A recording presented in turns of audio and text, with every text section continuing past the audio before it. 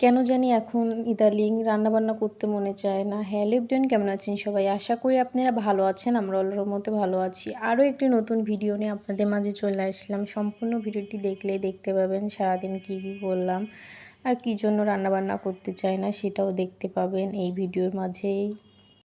আর আজকের ভিডিওটি আমি সকাল থেকেই শুরু করলাম। ছেলে ঘুম থেকে ওঠানোর পর আজকে দেরি করেই ঘুম থেকে উঠছি, কারণ মেয়ে তো তার নানুর বাসাতেই আছে, স্কুল করে তারপরে আসবে। দেরি করে ঘুম থেকে ওঠার পরই তারপর ঝটপট করে বাচ্চার জন্য নুডলস রান্না করলাম।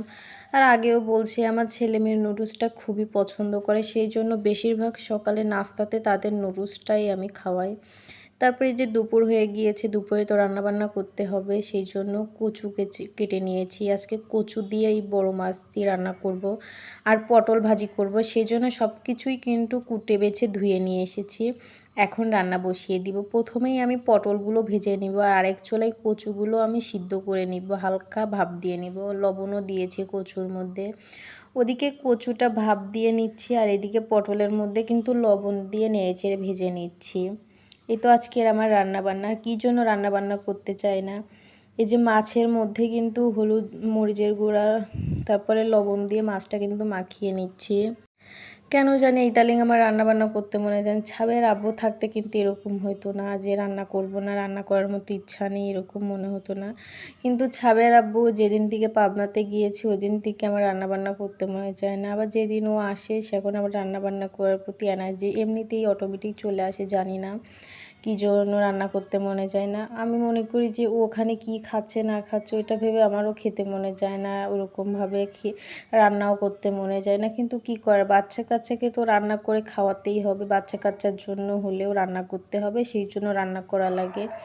তারপর এই যে পটলটা ভাজি করতেছি, পটলটা কিন্তু অলরেডি ভেজে নেওয়া হয়ে গিয়েছে। আমি কিন্তু সেখন কিন্তু দেইনি, পেঁয়াজও দেইনি পটলের মধ্যে, তারপরে হচ্ছে হলুদের গুঁড়াটাও দেওয়া হয় নাই। তারপর এই যে পেঁয়াজ দিয়ে দিলাম, পেঁয়াজ দিয়ে দেওয়ার পরে তারপরে হলুদের গুঁড়া দিয়েছি ওই পটল ভাজির মধ্যে। তারপর ওইদিকে তো দেখলেন মাছ ভাজিটা হয়ে গিয়েছিল। মাছগুলো উঠিয়ে নেওয়ার পরে ওই তেলের মধ্যেই কিন্তু মাছের যে তরকারিটা যে কষাবো সেই জন্য মশলাটা আমি কষিয়ে নিলাম। মশলা কষিয়ে নিয়েছি কিন্তু ভালোভাবে। তারপরে এই যে ভাপ দিয়ে রাখা কচুগুলো দিয়ে দিলাম। এগুলো কি কচু জানি না। ওই কচুগুলো রান্না করার পর কিন্তু মনে হলো যে গলা ধরবে নাকি, গলা চুলকাবে নাকি, কিন্তু রান্না করার পর কিন্তু গলা চুলকালো না। তারপরে এই যে কচুটা ভালোভাবে কষিয়ে নেওয়ার পরে তারপরে মাছগুলো দিয়েছি। আর তারপরে ভাবলাম মাছ দিয়ে যদি কষিয়ে নিই মাছগুলো ভেঙে যেতে পারে। তারপরে এই যে পানি দিয়ে দিলাম। পানি দিয়ে দেওয়ার পরে যতটুকু ঝোলের পানি লাগবে অতটুকু পানি দিয়ে যে নেড়ে ছেড়ে হয়ে আসার আগে কিন্তু আমি জিরার গুঁড়া দিয়ে নামিয়ে নিব তরকারিতে। আর ওই কচু দিয়ে মাছ দিয়ে আপনারা খেতে কে কে পছন্দ করেন কমেন্টে জানাবেন। আর কচুটা কিন্তু দেখতে পাচ্ছেন কি সুন্দরভাবে গলে গিয়েছে, জিরার গুঁড়াও দিয়েছিলাম।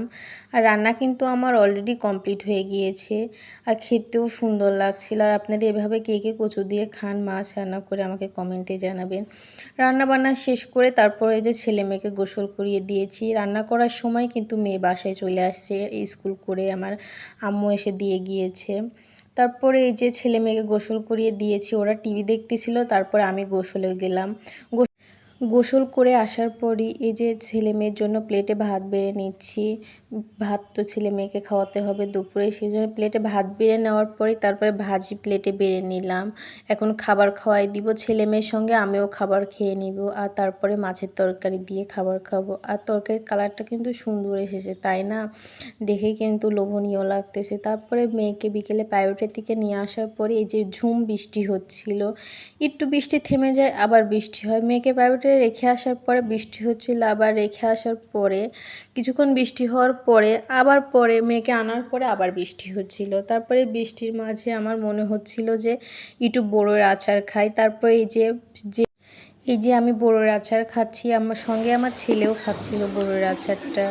ও আচার খুবই পছন্দ করে। আর ছাবিহা কিন্তু এখন রুমে নেই, ও প্রাইভেট পড়ে আসার পরেই ও খেলতে গিয়েছে দুই ফ্রেন্ডের সঙ্গে।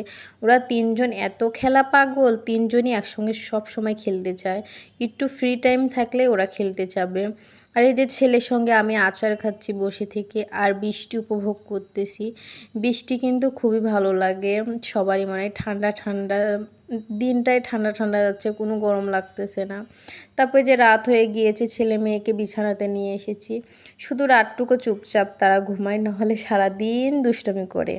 ছোট বাচ্চারা মনে এরকমই, বড় হয়ে গেলে কিন্তু এরকম আর করবে না। ছোটোবেলার এগুলো কিন্তু ভালোই লাগে। আবার মাদের একটু কষ্টও লাগে যে এত দুষ্টামি করে সারাদিন, ক্লান্ত হয়ে যাই আমি একদম। আমার ছেলে বেশি দুষ্টু। তারপরে যে ঘুমানোর জন্য বিছানাতে নিয়ে আসলাম। আজকের মতো ভিডিওটি এখানেই শেষ করলাম। আল্লাহ হাফেজ।